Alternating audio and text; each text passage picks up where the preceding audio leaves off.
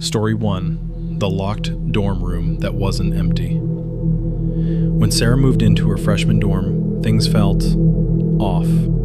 Her assigned roommate never showed up. The top bunk remained untouched, the closet across the room locked tight. She figured maybe the university messed up the assignment, no big deal. But then the noises started. Late at night, after lights out, she'd hear soft tapping, like fingernails brushing against the wall, sometimes whispering, so faint she couldn't make out words.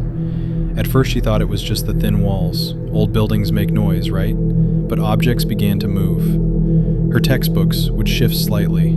Her phone, left on the desk, would end up on her bed. The creepiest moment? One morning, she woke up to find her door slightly ajar. She always locked it before sleeping. She told her RA, who laughed it off as nerves. First week jitters, they said. But Sarah couldn't shake the feeling that she wasn't alone. It all changed the night she dropped her ring and watched it roll under the locked closet door. Desperate to get it back, she begged the RA to open it. He sighed but agreed, pulling out the master key. The door creaked open. Inside was a mattress, torn, stained, a pile of candy wrappers, scratch marks on the wall, and worst of all, a pair of eyes peeking from behind a pile of coats, bloodshot, wide, and unblinking. Someone had been living in her closet the whole time. Campus security swept in minutes later. The man, who had no ID, was silent. No one knew how he got in. He never spoke, not once. Sarah never returned to that room. But what this next student found buried beneath the library, it wasn't just creepy, it was historically horrifying and completely erased from school records. Story 2. The Vanishing Student in the Library Basement. Mark wasn't your typical sophomore. While most of his friends spent nights at bars or binging Netflix, he spent his evenings in the library basement, organizing old university records as part of a work-study program. He liked the quiet, the isolation, until he realized he wasn't as alone as he thought. The basement was old, far older than the rest of the campus. With thick stone walls and hallways that seemed to twist and shrink, it felt more like a crypt than a workspace. Even the lights had a soft, humming buzz that made it hard to think straight. One night, while sorting through dusty boxes labeled Class of 1974, Mark found something strange.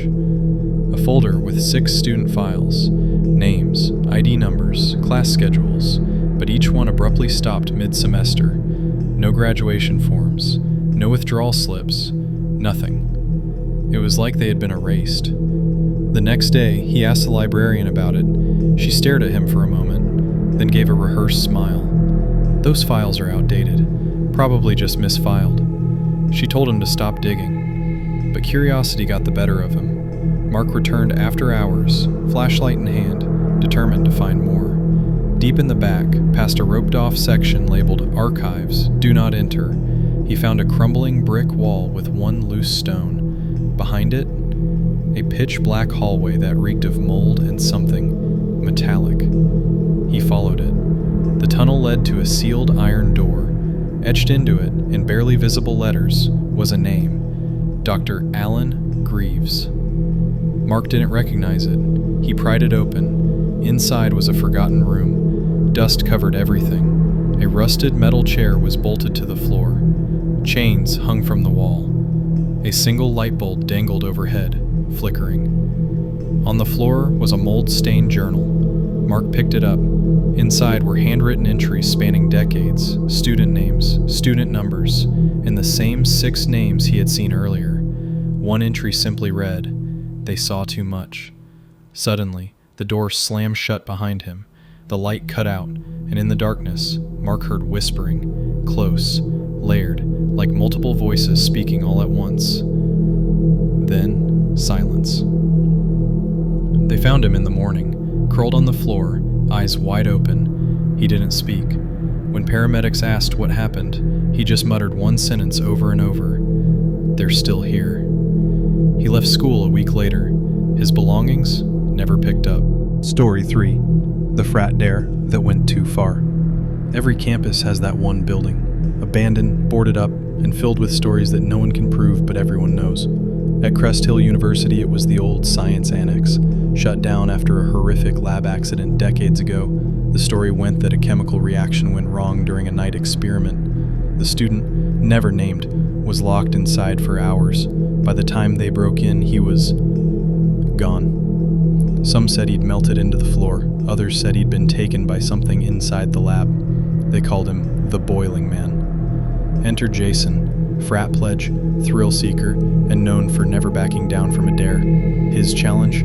Spend one night inside the annex, alone, with nothing but a flashlight and a GoPro. At 11:59 p.m., he walked in. The frat locked the doors behind him and told him they'd return at dawn. Jason laughed it off.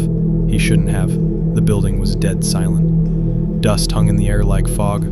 Old lab equipment sat untouched for years. Beakers still cloudy, broken tiles scattered across the floor.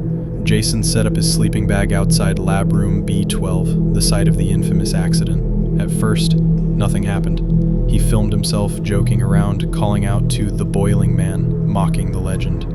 Then his flashlight dimmed. Not flickered, dimmed. Slowly, unnaturally, like the light itself was being drained.